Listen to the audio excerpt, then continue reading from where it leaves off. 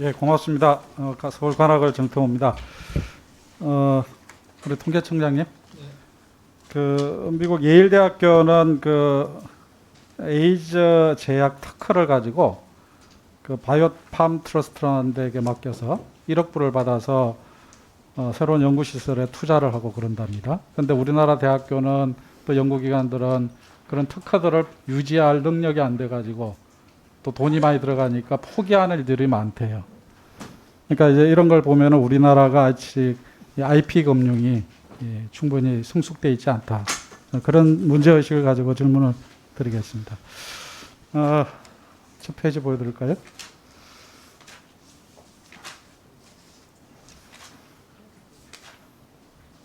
넘겨주세요. 예, 우리 문재인 정부 IP 금융 지원 정책이 꾸준히 발표되었습니다. 2018년 5월 달에 동산금융 활성화 추진 전략, 19년 혁신금융 비전 선포 시기를 통해서 일괄담보제도 등이 도입됐고요. 올해는 지식재산금융 활성화 대책까지 발표되었습니다. 이 결과로 다음 페이지 보실까요? 연도별 지식재산 금융 규모를 현황을 보면은 2018년부터 아주 비약적으로 총액이 늘어나고 있습니다. 전체적으로 보면 IP 시장 규모가 77%, 2019년 기준으로 77%의 성장을 봤는데요. 여기서 좀 특이한 거는 IP 투자 규모, 보증이나 담보가 아닌 투자 부분은 약 3% 정도의 성장이 거치고 있습니다. 다음 페이지 보실까요? 그 이유를 한번 따져봤습니다. 보니까 우선 정부 부분에서 보면은 모태펀드를 통해서 이제 특허 계정을 만들어서 투자를 하고 있는데, 우리 특허청에서는 적정 규모로 한 400억 원 정도의 예산을 투자를 해야 되는 걸로 이제 늘 계산을 하고 있는데, 보면은 한 200억 정도밖에 안 된 것 같아요.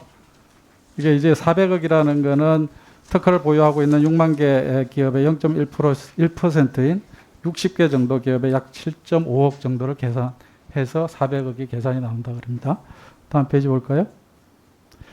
그래서 보통 이제 예산 신청할 때 400억, 500억, 500억 이렇게 신청을 하는데 반영률은 20%에서 50%밖에 안 되는 거죠.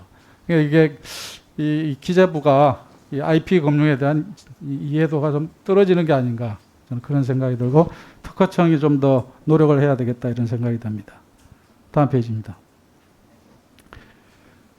그래서 이제 IP 금융 투자에 있어서 이 정부 정책 금융하고 민간 투자를 또 한번 비교를 해봤습니다.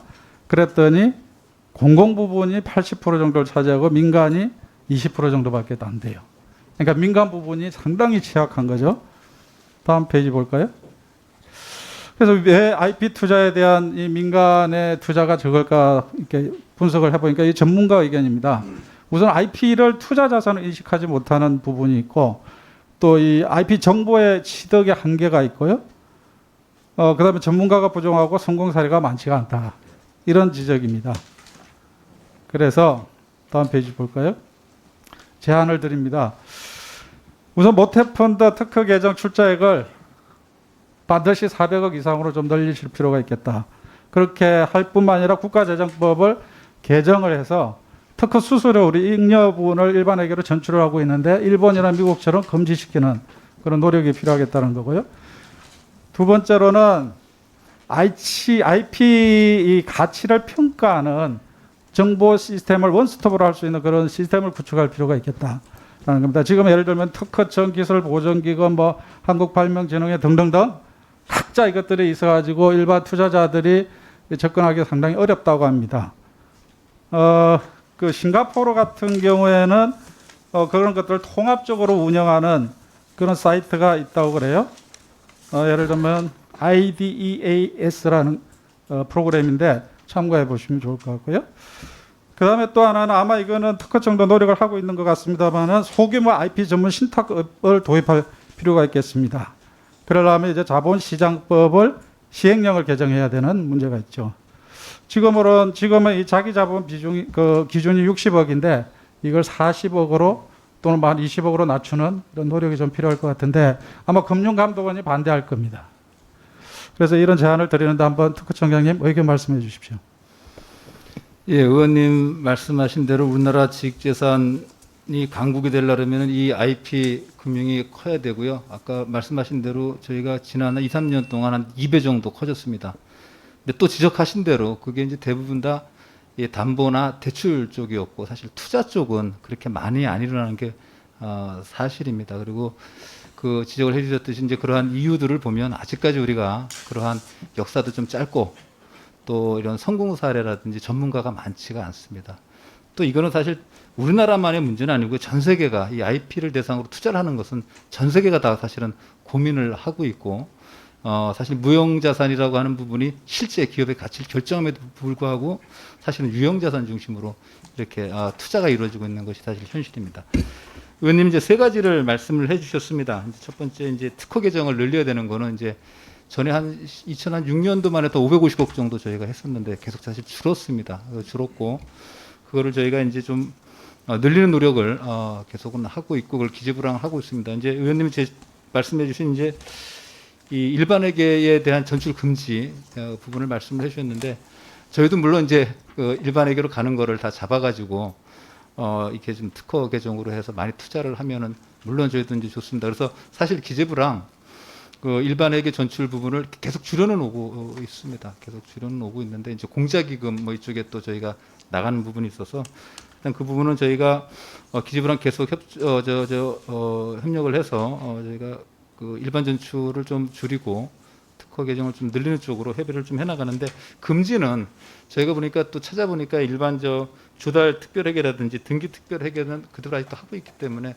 저희 것만 좀 금지하기는 좀 어려우니 당분간은 일단 일반 전출 나가는 거를 좀 최소화하고 특허 개정을 좀 늘리는 쪽으로 이렇게 좀 협의를 좀 해나가도록 하겠습니다. 그다음에 이제 두 번째 말씀해 주신 이제 IP 가치 평가에 대한 정보 원스톱 시스템인데요. 가장 진짜 중요한 말씀을 해주셨습니다. 이게 사실 IP가 거래가 되고 투자가 되려 그러면은 가치 평가가 사실 제일 먼저 이루어져야 되는데 이게 이제 많이 아까 말씀드린 대로 이 투자가 많이 안 이루어지다 보니까 레퍼런스가 사실 이렇게 많지 않지 않습니까? 그래서 이런 시스템을 구축하는 것이 굉장히 중요하다. 그래서 아까 싱가포르의 예를 말씀을 해주셨는데요. 저희도 그 발명진흥회에 IP 마켓이라는 곳이 있습니다. 그래서 이거를 저희가 금융 포털로 그다음에 가치 평가하고 정보를 같이 넣는 그런 포털로 저희가 발전을 시켜 나가겠다는 말씀을 좀 드리겠습니다. 그리고 마지막으로 이제 그 IP 투자를 활성화하기 위한 그 신탁업을 말씀을 해주셨는데요. 아까 의원님 처음에 말씀해 주셨듯이 대학이나 공공기관이나 특히 중소기업 같은 경우는 내가 IP를 보유함으로써 출원이나 등록하는 데에 대한 비용 자체도 사실 많이 들어가고요. 또 개별적으로 보유를 하다 보니까 그것이 활용돼 갖고 수익이 되는 부분들이 사실 좀 적습니다. 그래서 의원님이 말씀하신 대로 이거를 어떤 신탁을 통해 가지고 저희가 이 처분을 해주게 되면은 이제 이러한 그 등록이라든지 내가 그 유지하는 비용들을 줄일 수 있을 뿐더러 그 신탁회사가 그러한 중소기업이나 대학으로부터 다양한 지식재산을 가지고 수익을 내기도 좀 편하기 때문에 좀 윈윈되는 겁니다. 근데 말씀하신 대로 이제 이게 이제 저희가 하려면 금융이랑 이제 협의를 해야 되는데 그쪽에서 이제 아까 자본금 규정이라든지 또 인적 규정 같은 것들이 있습니다. 그래서 이걸 좀 낮출 수 있는 방안을 저희가 금융이랑 협의를 해서 의원님이 지금 제시해 주신 그 세 가지 정도를 저희가 하게 되면 진짜 대한민국의 그 IP 투자, 금융이 굉장히 사실 활성화될 수 있다고 생각을 하고요. 노력을 하도록 하겠습니다. 네, 수고하셨습니다. 다음은 권명호 의원님 질의해 주시기 바랍니다.